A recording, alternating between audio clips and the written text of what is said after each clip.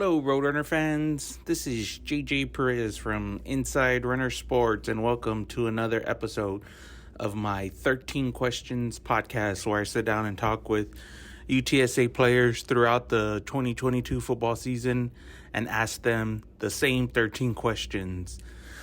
We are in week 2 of the 2022 football season. The Roadrunners are 0-1, coming off a tough loss to the Houston Cougars in week 1. Pretty good showing for the Roadrunners there, and obviously it's not the outcome they wanted, and I think just the overall vibe with the team and the players this week is they were not satisfied with any moral victories, and they kind of felt like they should have won that game. And you know, they're probably right there, but at the same time, it's, you know, you go to toe-to-toe with the top 25 team in the nation, and you know, you just got to see whatever mistakes you made, try and clean them up, and, you know, move on. It's a long season. This non-conference schedule is brutal for the Roadrunners, and, you know, they just got to get through it. So the conference schedule, once that starts, is obviously the biggest thing this season. So, I mean, they just got to keep plugging away. So we'll see how the Roadrunners respond this weekend at West Point against a really good and tough Army team. It's always a unique challenge playing that option-based offense. You got to stay disciplined and whatnot. And, you know, it's just so different than anything else you see. And we'll see how the Roadrunners respond. Again, thanks to everybody who's listened to this podcast. Last week we had 2 guests, offensive coordinator Will Stein and defensive coordinator Jess Lepp. You guys can check that out. Search the IRS Pod in all the major platforms that have podcasts. You guys should be able to find it. Appreciate all the feedback and everything. So thanks again to everybody who's listened. Today we're sitting down with senior linebacker, outside linebacker, Dadrian Taylor, a.k.a. Day-Day. One of the leaders of the defense, a single-digit guy. Day-Day decided to come back for his super senior year. Kind of one of the more vocal leaders on the defense and on the team overall. So we'll talk to Day-Day about the 13 questions and, you know, get some of his answers. Appreciate Day-Day taking the time. UTSA outside linebacker Dadrian Taylor on the 13 Questions podcast. JJ Perez here with the 13 Questions podcast. Day-Day, this is a new podcast I started where I'm asking UTSA football players 13 questions throughout the year, but it's the same 13 questions. Yeah. So we get everybody's answer to, you know, different questions, just trying to learn a little bit more about the guys on the team. Yeah. So if you're ready, we'll get started. Let's do it. Question number 1, what is your policy on naps? Naps, it can't be less than 30 minutes, but it can't be longer than an hour and a half. Yeah. I feel like right at an hour, that's the perfect time. Like, you know what I'm saying? Because it's not too much, but it's like, okay, I needed that. I could do the rest of the day now. So you get them in, you get in a nap? Oh, for sure. I took a nap before I came in. Oh, that's awesome. Right after practice. Yeah. So speaking of sleeping, question number 2, how often do you have dreams about football? And then what was your last dream about? I say at least 3-4 times a week. I mean, I dreamed about football last night, just thinking about practice, and especially game 1. I'm thinking about that every day. So I had a dream about Houston last night. Really? Wow, yeah. That's awesome. What was it about? Anything specific? Just visualizing myself making plays, just tackles, sacks. You know what I'm saying? Stuff like that. Just, you know what I'm saying? Trying to visualize myself making as many plays as possible. So I know your brother plays on the team, but not including him. This next question. Who inside of UTSA football have you known the longest, and how did you meet? Frank Harris. Yeah. And we met through the recruiting process, and we were cool like maybe 3-4 months before we even got here. So when we got here, that second semester we were roommates, and we were roommates for like 2 years. So Frank still is one of my closest friends on the team. Yeah, you guys are roommates now still, right? No, we both. I'm roommates with Danye now. Oh, yeah, I got you. Question number 4. If you could pick one form of social media to use and drop all of the rest, which would it be and why? That's a good one. Yeah. I'd probably say Instagram, because Instagram, Instagram is the perfect medium. I feel like because with Twitter, it's a little too much sometimes. Yeah. And so it's easy to see the wrong stuff on there, and it gets your mind thinking the wrong things. But Instagram, like most of the time, people are promoting positivity, or they're just trying to show you a better side of their life, or show you the good. So I feel like Instagram is just the perfect. It's hard to block out a lot of that noise on social media, right? Yeah, it is, especially on Twitter, because Twitter lets anything go. So yeah. Let's get to the next question here. Number 5. You a big rap guy? Oh yeah, I love rap. Yeah. Who are the 3 greatest rappers of your generation? Lil Wayne is number 1. Lil Wayne, sure. yeah. My generation, Lil Wayne for sure is number 1. And I mean, you go old school if you want. I don't know what kind of. No, honestly, I'm gonna just stay new school, and this is a person who I really didn't like at first, but like his music is good, and I can't deny it. But Drake, he's up there. Yeah, Drake is up there. A lot of mixed reactions with Drake. Yeah, exactly. Though I didn't really like his music at first, but I was like, okay, it's hard to deny it. So you know what I'm saying? I'm a fan now. Yeah. And then number 3, that's hard. That's a hard one. Kevin Gates. Since I heard Kevin Gates' first song, I've been a big fan of him, and I just like the way he carries himself. So I'm a big Kevin Gates fan. Question number 7 is a custom question from me to you. Last year, you decided to make the decision to come back to this team when you could have moved on. Why did you do that? Just wanted to run it back with your guys one more time? Yeah, really. And just seeing last year, like, you know what I'm saying, we talked about the undefeated season. We wanted the undefeated season, and there was a lot of people who thought we were going to lose about 4 or 5 games, and just to see us come together and really believe it, and like when we were down so many games, we were down Memphis, and we came back and beat them. We were down in Illinois, we came back and beat them, and it's just like seeing all that, and you know what I'm saying, getting a chance to do that again, especially with my little brother one more time. Yeah. So yeah, that really meant a lot to me, and that played a big factor into me coming back too. Are you a big basketball guy? Yeah, I like basketball. So tell me who your NBA GOAT is: Jordan, Kobe, or LeBron? I'm gonna say LeBron. That's because I didn't really get to watch Jordan, even though I hear people say he was a different animal. And Kobe got my respect too, because Kobe was, and that's my mom's favorite player. So growing up, I always watched Kobe, but it was something about LeBron. I just like, I don't know, when he went to the Miami Heat, I felt like that was the best LeBron ever, and I feel like I got you. You know what I'm saying? That's the GOAT, the Miami LeBron. Yep. A genie appears for this question number 9 of 13. I want you to think of celebrities, movie, anybody famous, could be sports guy. Jeff Traylor, your position coach, and Ryan Philo. They're all out for 1 week, but you get to pick who replaces them. But the school says it has to be a celebrity so they could market it. So give me 3 celebrities you would pick for your head coach, your position coach, and your strength and conditioning coach.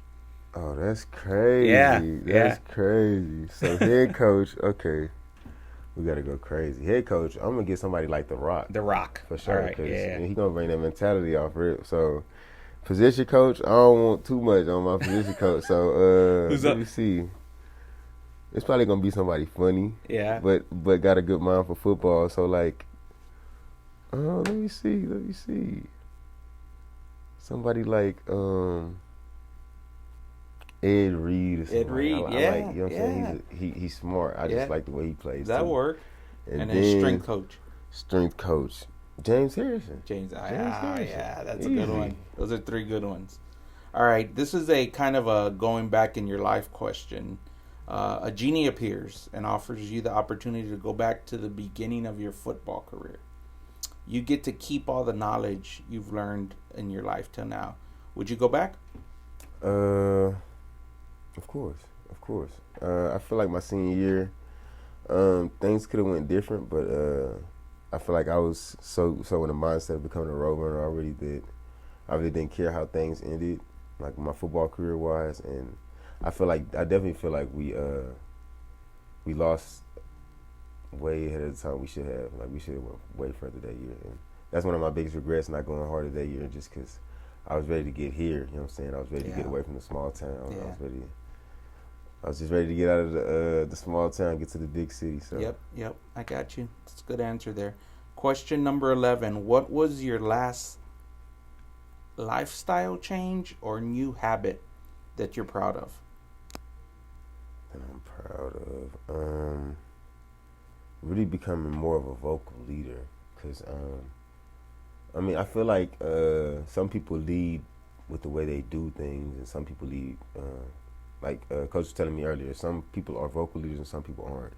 And I feel like over the years, I've become more of a vocal leader, but I feel like more than anything, my play speaks for itself. So I feel like my presence is felt more than, you know what I'm saying, me speaking. So that's something I'm trying to get better with, just public speaking and speaking to my teammates in general. So I like to ask Coach Lepp to let me talk to the defense a lot and just, you know what I'm saying, after practice, give him some words, give him, you know what I'm saying, we did good, we could do this better, you know what I'm saying, stuff like that. A lot of people don't realize how hard it is to stand up in front of a group of guys to do do that.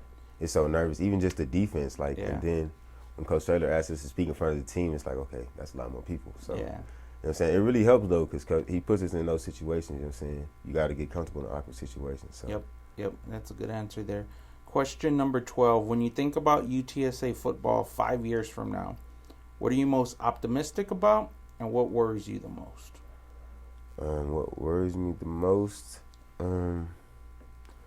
I just hope, what worries me the most is I hope we don't forget where we come from. Because, like I said, after this next year, that's going to be the last bunch of the guys who were, you know what I'm saying, in the old facility. So I just hope that they don't forget where we come from. And remember, like, the success we have is not because of nothing. And we worked hard because we just started, you know what I'm saying, 11 years ago? Yeah.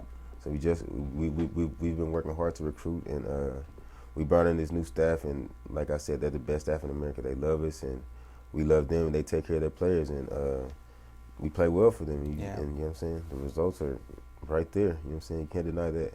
And what are you most optimistic about? Like, what are you looking forward to in the next 5 years? That American champion. I want that American Conference championship. I want that a couple times for those boys, because, like I said, it's a hard group of working young men, and especially the depth we have now, like the young guys we had last year, they're coming, you know what I'm saying, more seasoned. Even though they're still young guys, they're becoming more seasoned. So, like, it's crazy to think we were going to be 5 years from now. Yeah. And, like I said, I can't wait. It's just, just in the time you've been here, the short years here, it's the campus has changed. Everything's changed. Drastic change. That's what I was telling the fellas earlier. I was like, we can't forget where we come from. I was here when we went like 3-8, something like that. It was crazy. Like, and to go 12-2, like, you know what I'm saying? Don't just think this comes easy. You got to work for it, and that's living proof that, you know what I'm saying, we work for it, and we really, like I said, the staff came in here and they showed us culture. They showed us what culture is, and that really changed, like, the whole mindset of a lot of people. A lot of people. Yep, that's a good answer there. Question 13, the last one. It's a bonus question for me. You're from Shiner, small South Texas town. What is it like growing up in a small town like that, coming to a big city, and, you know, what does it mean to, you know, be able to look back on your college football career and all that you've accomplished, you know, being a little kid from there? It's really crazy because Shiner, like you said, small town. I graduated with like 42 people, so it's not often you see people get a full ride scholarship to, you know what I'm saying, D1 university. So when that happened for me, it was just like it was really amazing, because, like, a lot of people who didn't talk to me started talking to me, because, like, I felt like I made it for once, even though, you know what I'm saying, I really didn't. Yeah. I didn't do anything yet. I felt like I was somebody, and that just, like, that was very special for me, because, like, I always wanted to do it. And, like, when they called me, because UTSA was my first offers too, so, like, when they called me and told me, it just, like, I was like, so it's all gonna be free? And he was like, yes. And I was like, wow, that's crazy. I gotta go tell my mom. My mom started crying. So, like, that was so crazy for me. And then coming here and just being in the city, it showed me so much, because, like, we lived in San Antonio maybe for a year or two when I was younger, but I was a baby, so I didn't really remember it. So I definitely had some family down here already, so that was a good thing. And just the city, I really love this city. Like, I feel like even after everything, I might still live down here, because it's just, like, it's grown on me so much. And like I said, I just can't go back to the small town, because I did that for so long, and like when I go back home, I see the babies, and then after that I get bored. I'm like, Yeah. yeah, I want to go back home. So, like I said, this is home now, so I'm loving it here. All right. Thanks to Day Day for taking the time there. We actually recorded that podcast in the preseason on UTSA Media Day for local media here in San Antonio. I'm always interested to get the answers to some of these questions from the guys that come from places you've rarely heard of. Like, I mean, Shiner's a small school in a town in South Texas, and it is I mean, it's kind of a different world from San Antonio and other places where you see guys from on the roster. And it's pretty unique that him and his brother are both on the team. To have, you know, one guy make Division I is certainly a kind of an amazing feat from a town like Shiner. To have two guys is even kind of a big deal. So it's interesting to see, you know, the leader that Day Day has grown into as well. Again, one of the more vocal guys on the team, and I think that shows in his play. He's developed into a really good outside linebacker for the Roadrunners, and you know, kind of based on the way he played against Houston in Week 1, he seems to be poised for another big season for the Roadrunners. So, again, thanks again to Day Day for taking the time. Thanks to all you guys for listening to this podcast. We'll be back next week with a new episode. Guests to be determined. So thanks again for listening. Appreciate it, guys.